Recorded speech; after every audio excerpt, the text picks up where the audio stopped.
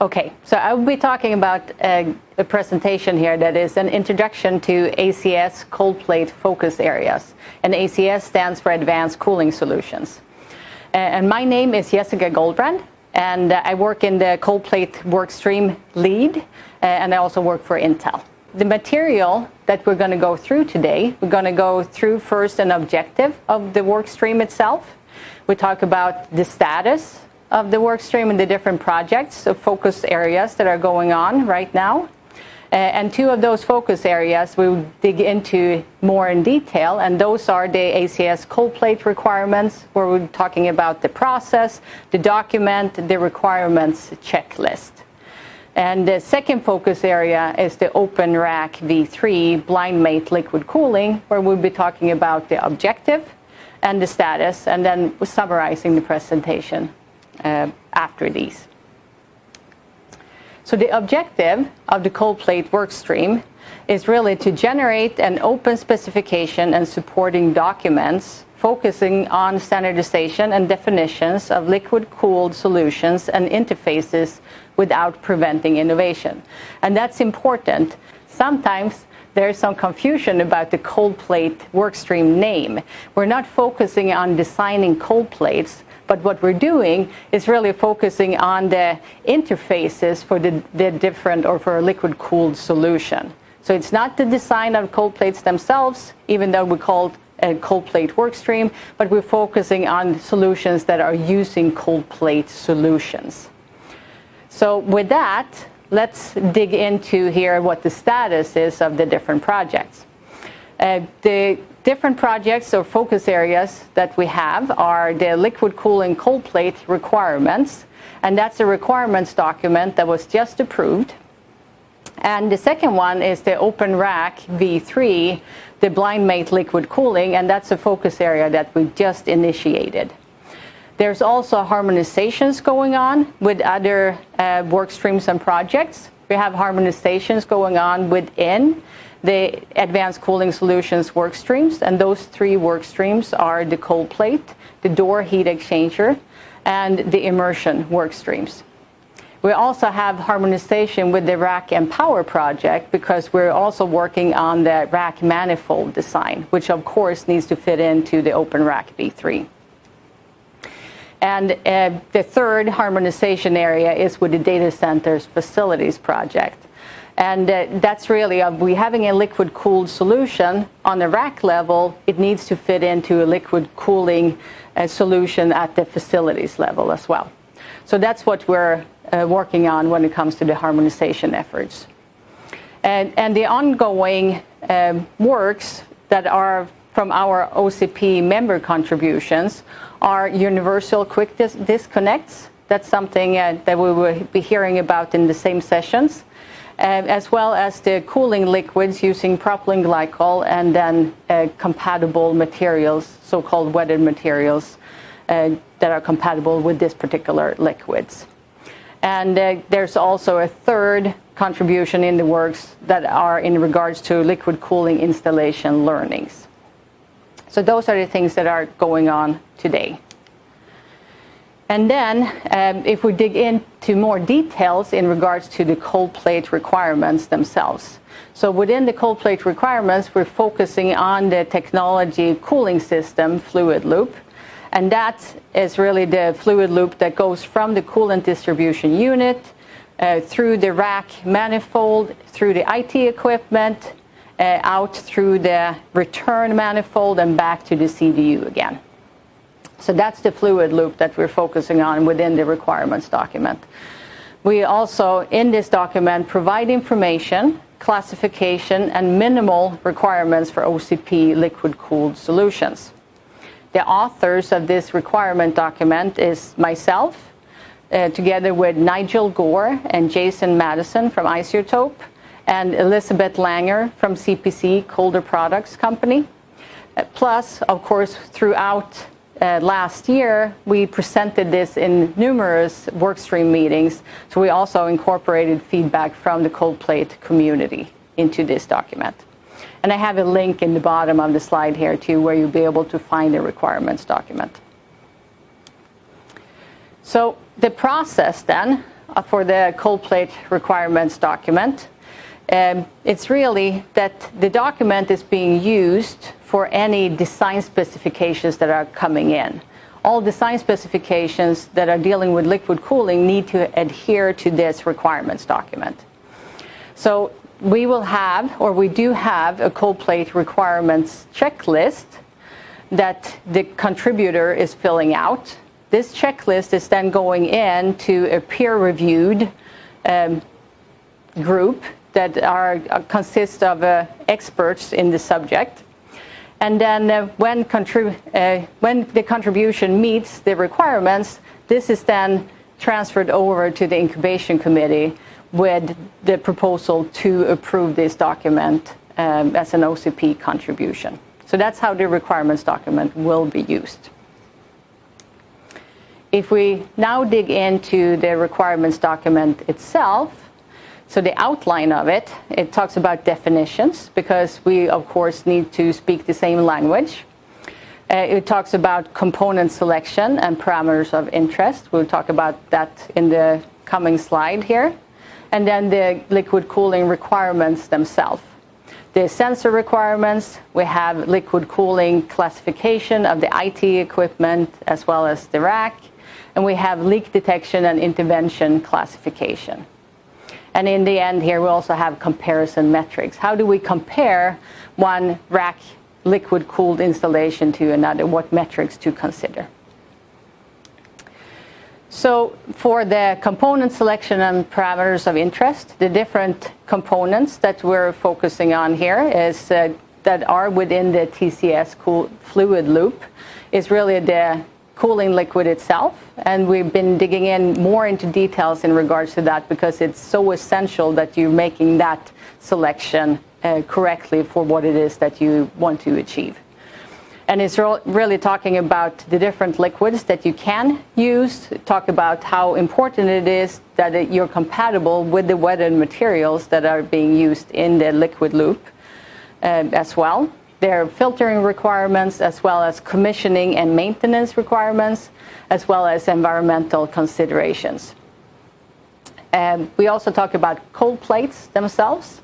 There's simplified cold plate solutions and then more complex cold plate solutions. One of those more complex solutions are microchannel cold plates, and there's an example of that on this slide here as well.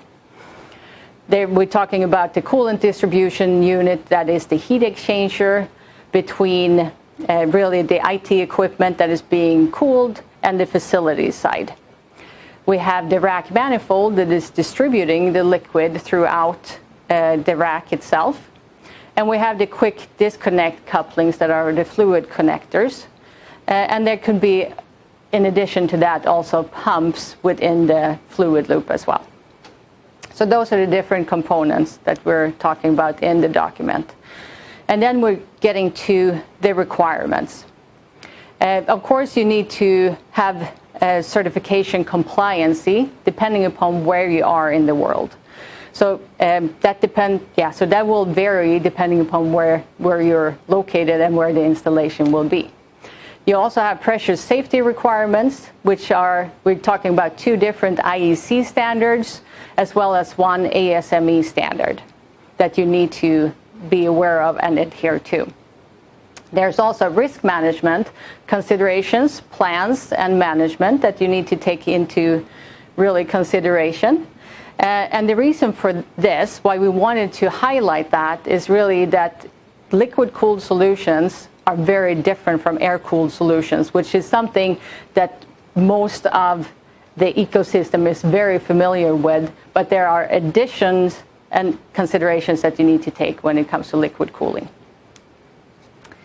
Then we're getting to the sensor requirements. So the sensors to be considered are within the system, within the chassis, the rack, and the CDU. The minimum requirement for this is what is called Tier 2, as defined by ASHRAE DCIM. And this is basically the minimum requirement of sensors needed within your solution in order to be able to track your liquid cooling solution. The advanced requirement is a Tier 3 as defined again by the ASHRAE DCIM. We also need to adhere to the DMTF redfish, and here we use the same IT telemetry that was adopted by DMTF redfish in partnership with ASHRAE. And as you see here, within the sensors and the redfish requirements, we're aligning with ASHRAE.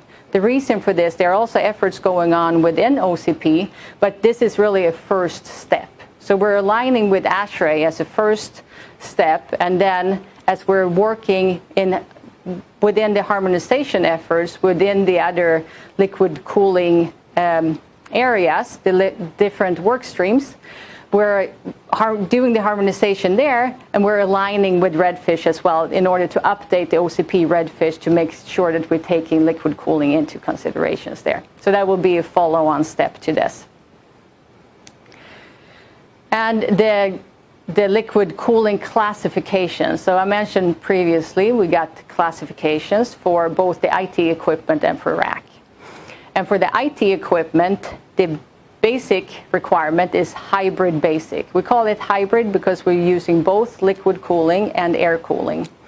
And hybrid basic is when we're using cold plates only for the high power components, and those components would be CPU or GPU.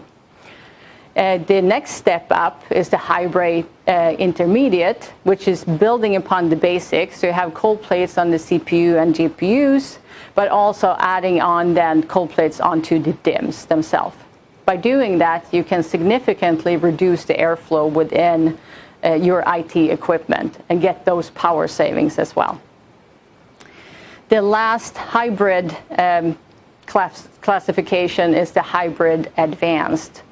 And that's again built on the intermediate, but it's additional. In addition to CPU, GPUs, and DIMMs, you have also additional cold plates on the IT equipment. The fourth category that we have here is full liquid. And that is when you're using no airflow within the system to cool, but you cool everything using liquid cooling. And for the rack, the two different classifications that we have here is liquid cooled ready rack without door heat exchanger or with a door heat exchanger. So those are the different classifications that we have. And the figure that is shown is showing a hybrid basic example where we have cold plates on the CPUs and the GPUs. So for the leakage detection, so we have also requirements around leakage detection and intervention. And leakage detection can be either indirect or direct. The indirect version is that we're using equipment that is already within your liquid loop in order to determine if there is a potential leak. We can use, for example, existing pressure, flow rates, temperature sensors. If we see any variations or big spikes in either direction there, or big droops, we can determine that we do have a leakage actually occurring. So that's an indirect method. The direct method is when we're using sensors that are directly installed in order to detect leakage and liquids. The interventions can be either manual or automatic. The manual one basically means that there's a notification going on that there is an event, there is a leakage event going on. And now someone has to walk over there and manually correct it, shut it down, or whatever they need to do in order to fix it. The other one is automatic, where you basically can automatically, if you're detecting that a leak actually is occurring, you're taking basically you can automatically then de-energize the IT equipment and shutting that down, as well as potentially shutting down the fluid flow, the liquid that is going through that loop, to prevent any further damage or potential damage. So those are the different classifications that we have there. And then the cold plate requirements comparison metrics. So that's really from going from one installation to another. How can I, if I want to put in a liquid cooling rack solution, how can I compare one rack solution to another one? And to the right of this slide, you can see there's a long list and table. It's very small text, so I'm not expecting you to read that at all. But it's just showing that we have many different metrics that are on there. And a few of them, just to mention a few, is really that there's metrics such as footprint, as density, as power. How much power do you require in order to basically plug it in the rack and have it going? There are different CDU options. Those options could be, you could either use an in-rack CDU or rack-level CDU. There are manifold location, if you have it on the back side, the side, or in the front of the rack. Cooling liquid type as well, of what type of really liquid are you using as the cooling fluid. And the cooling classifications, are you using single-phase or two-phase?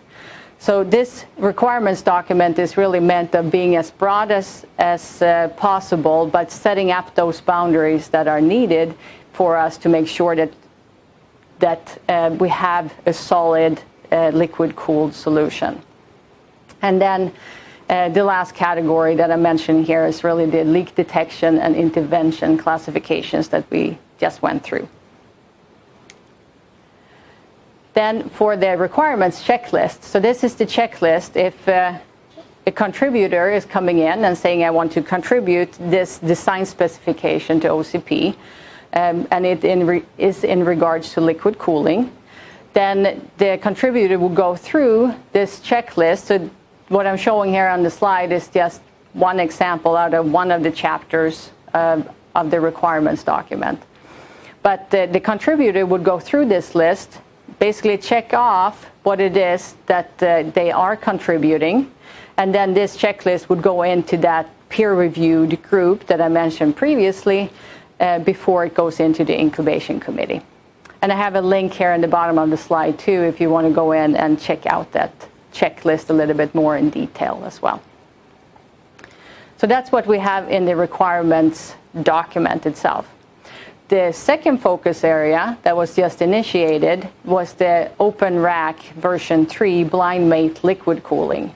And the objective of this particular focus area is to develop the interface specification to standardize the form, fit, and function of the blind mate dripless quick connectors and manifolds so that they can interoperate between different suppliers for Open Rack v3. And this focus area was just kicked off in January of this year. And the outcome of this focus group will be two different specifications.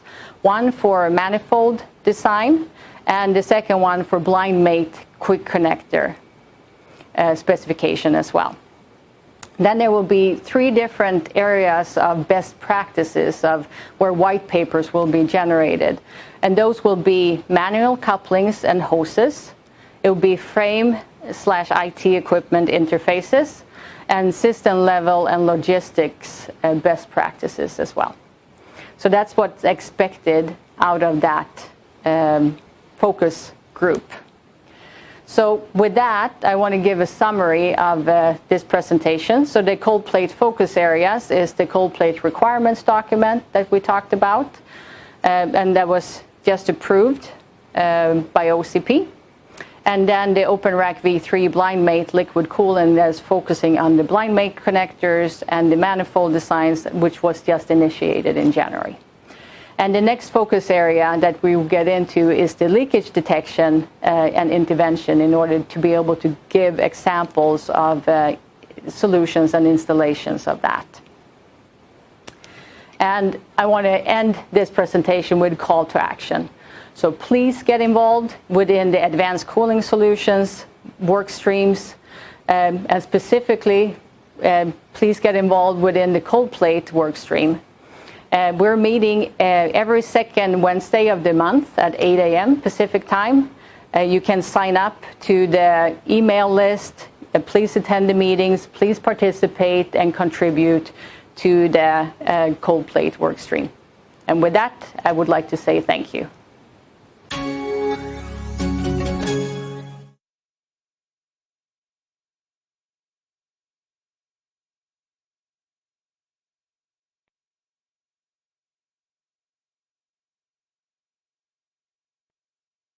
Hi, everyone. Thank you for attending. And we have a question and answer session right now. So got a few questions here. So please send in questions either through chat or questions and answer. And I can start off here with mentioning that the cold plate requirements document is meant to be as inclusive as possible. It's setting a minimum set of requirements to adhere to. And really, it's so to address Shlomo's question here too, yes, it includes both positive pressure and negative pressure as well.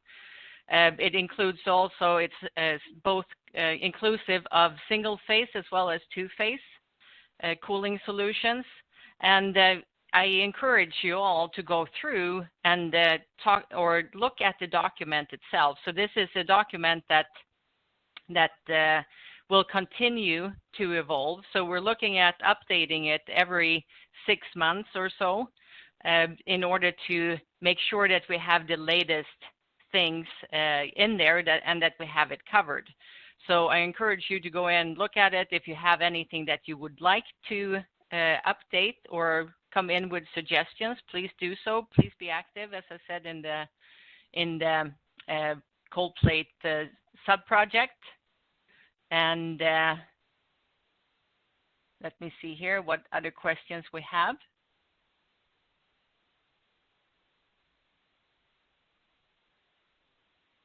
Okay, so in regards to risk management, yeah, so what we want to do we haven't specified in the document either of specifically what needs to be recorded for in regards to risk management. We have mentioned a few things that needs to be considered. What do you do, for example, if you have an accident or if you have a leakage, if there's a spill, how would you handle that? To have those really processes in place before, of course, something is happening. And part of what we want to do with having this risk management section in the requirements document is to make sure that we are that people are thinking the solutions through, right? So before you go in and install a liquid-cooled solution, as I mentioned previously, it's very different from air cooling, and we're normally very comfortable around air cooling. But there are other considerations that we need to take into account when it comes to liquid cooling. And those things need to be thought through, and there needs to be processes and plans in place for that. Okay, and some questions in regards to leak detection, standardization. So we haven't, or I should say OCP is not the standardization body here. We're currently looking into leak detection and mitigations in a separate focus group. So I would recommend also everyone that wants to be involved in this focus group to please be active. Please sign up and say that you're interested and participate in the leakage detection mitigation focus group as well. So that is something that just has been initiated. Michael Berchtold, that is now running the liquid cooling cold plate sub-project, has started focus groups on leakage detection and mitigation. And in order to generate a white paper in regards to that. A lot of it will be focused on informational, basically of educating people about leakage detection and interventions. What are a few examples of those? What could be used? And so on. And it's really, again, it will be up to each and every one for their particular solution, what will be, what type of risk potentially that they're willing to take and how much that they're willing to pay for the liquid cooling mitigation and detection as well. So that's really going to be very specific to the installation, but we're now having a focus group that is targeting really writing and educating people about what type of potential options that can be used. As well as we want to take that opportunity and talk about also leakage events that have happened. So giving a few examples of, so it gives some kind of information about really of events that has happened and how they were addressed as well. So a lot of it is going to be educational in that.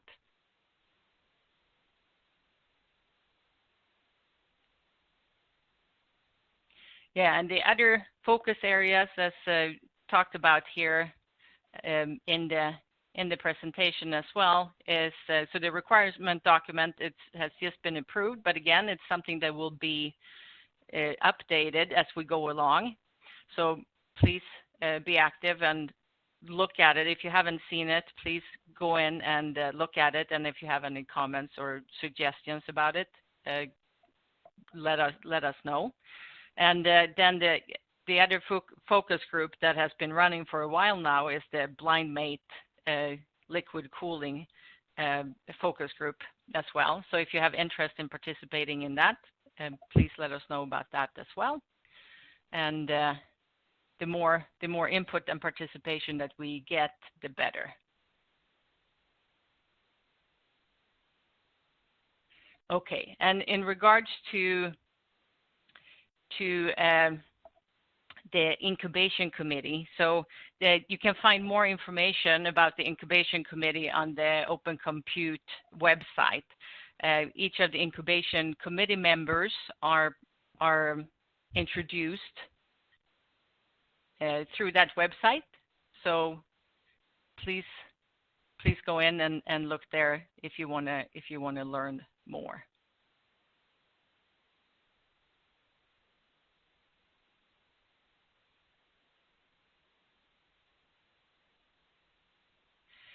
Okay, so question in regards to the cold plate design or performance characteristics. No, we have not specified a specific performance, a minimum performance characteristic for that. Again, it depends upon the liquid cooling solution, how really what the requirements are for your solution itself. So we haven't we have not focused on that. What we have put instead is really these are the different parameters that you need to consider when you're going to choose a cold plate. What will be the appropriate solution for the installation that you have? What are the requirements that you have? And then consider, here's a list of parameters for you to consider for that.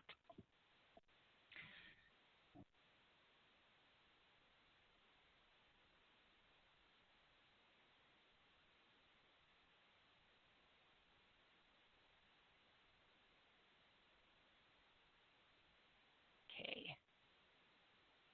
Going through here.